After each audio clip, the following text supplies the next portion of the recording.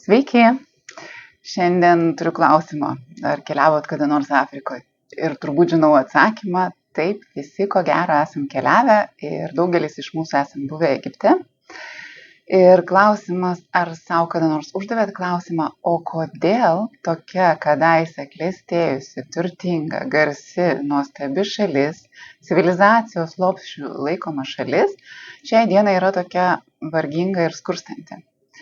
Man ten bekeliaujant kilo mintis, kad tai yra susiję su jų mentalitetu, nes jūs turbūt girdėjot, o gal net ir esat patyrę, kad vietiniams ten kažką išdurti ir apgauti yra garbės reikalas, ypatingai turistą.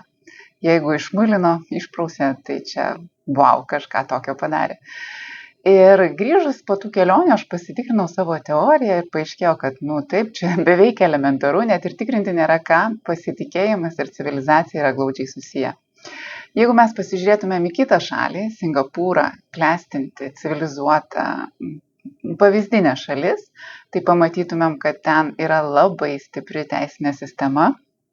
Ir ten egzistuoja tokios baudos, apie kurias mes net neįsivaizduojam. Pavyzdžiui, įsivežti ten kramtomos gumos ir neduok dieve ją kažkur priklijuoti po suoliuku viešoje vietoje, tai lygu užsidirbti kelių tūkstančių eurų baudą. Tai niekas tai teisiniai sistemai neprieštarauja, pasitiki ir šalis klesti. Todėl primenu, kiekvieną sykį, kai burnojat ant mūsų kelių policijos, mokesčių inspekcijos ir kitų institucijų, priminkit savo ir tai, kad šitos institucijos labai prisideda prie mūsų šalies civilizacijos ir mūsų finansinės gerovės.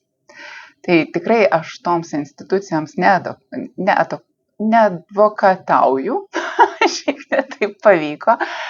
Tai ten yra irgi visokių niuansų, aš apie juos puikiai žinau, turbūt netgi geriau negu jūs. Ir tikrai būna situacijų, kai būna labai pikta, bet kaip ten bebūtų, be jų mes į civilizaciją nenueitumėm. Tai apie tą pasitikėjimą tęsiant mintį, galim pasižiūrėti į tokius žmogaus proto darinius, kaip uždaroji akcinė bendrovė, bankas, akcijos, tokie dalykai, kurių niekur gamtoje mes nesutiksim ir nesurasim, jie fiziniam pasaulyje neegzistuoja, tai yra fikcija, žmogaus sugalvotas dalykas. Ir jie puikiausiai egzistuoja ir ne tik, kad yra, bet jie ir daro labai realius ir labai didelius pokyčius mūsų gyvenimuose, fiziniam lygmenį. Ir jie stovi tik dėl to, jie yra tik dėl to, kad mes pasitikim. Einam į darbą, pasitikim uždarąją akcinę bendrovę ar ten mažąją bendriją, nesvarbu koks tai juridinis darinys, bet mes pasitikim, kad mums mokės už mūsų darbą. Mes padedam pinigus į banką, mes pasitikim, kad juos pasiimsim. Investuotojai perka akcijas, nes jie pasitikė investavimo platformom ir taip toliau ir panašiai. Visa tai stovi tik ant pasitikėjimo. Ir komandų efektyvumas yra matuojamas pagal tai, kiek komandos nariai pasitikė vieni kitais.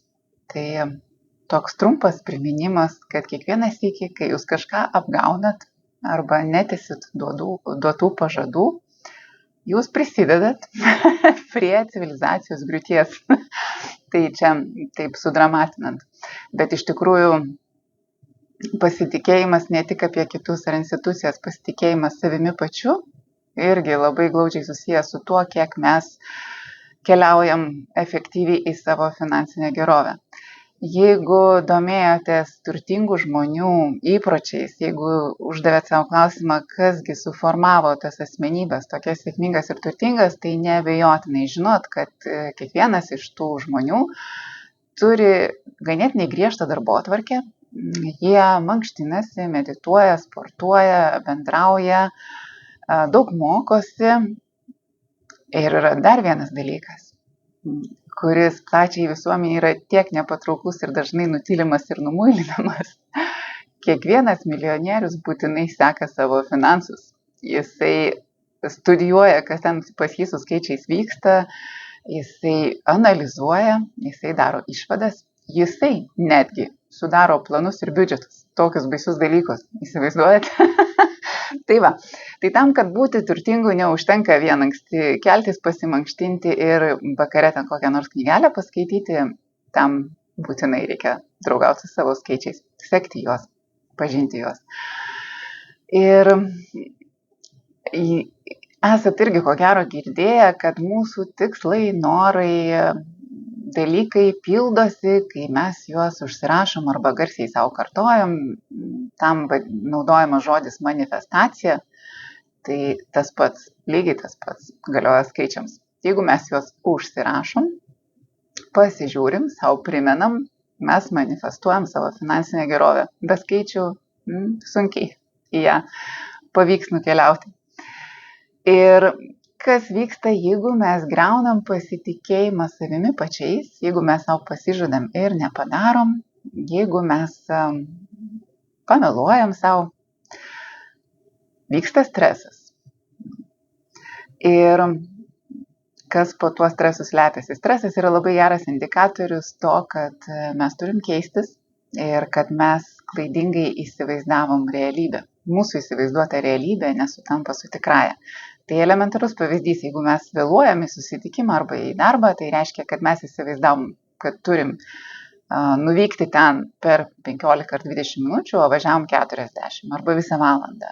Tai tiesiog mūsų įsivaizduota realybė prasilenkia su tikrąja, ten įvyko koks nors kamštis arba kažkokia tai avarija, ko mes nenorėjom savo įsivardinti kaip potencialios rizikos, na ir mes paslydom ant šito, ar ne? Jeigu mes turim stresą santykiuose, tai reiškia, kad mūsų įsivaizduota realybė nesutapo su mūsų partnerio, draugo, nesvarbu kito žmogaus realybė. Ir įvyko konfliktas, mūsų dvi realybės susidūrė. Vyksta stresas. Tai tam, kad to streso nebūtų, labai sveika vis pasižiūrėti, kokia realybė aplinkui, vis nusileisti ant žemės. Tarp kitko, tarp visų tų išvardintų milijonierių rutinų nėra nieko, ko aš nebūčiau papasakojusi ankstesniuose video, tai tiesiog buvo labai sutrumpintai įvardinta, kad tai yra elementari disciplina, elementarus nuoseklumas, sąžiningumas savo, pasitikėjimas savimi. Ir pabaigai senas toks labai anekdotas, aš jį pasakoju, nežinau, keliolika, gal net keliasdešimt metų, apie rusų finansininkus, jie šnekasi tarpusavyje, sako, žinot, mūsų šaly vyksta krizė ir tie finansininkai sako, mes turim tos krizės išsprendimui 2 scenarijus. Vienas yra realistinis, kitas utopinis. Tai realistinis scenarius yra toks, kad atskris ufonautai ir visas mūsų problemas išspręs. O utopinis scenarius yra toks, kad mes visi susėsim ir tą finansinę krizę išspręsim. Tai aš labai linkiu jums nebūti rusų finansininkais, nelaukti ufonautų. Šiandien pat atsisėsti ir susiskaičiuoti arba pasistudijuoti, kas ten pas mus vyksta. Ir ką, sekančiuose video pradėsim gilintis į pajamas, sąnaudas ir kitus baisius dalykus. Gražaus laiko, iki malonių.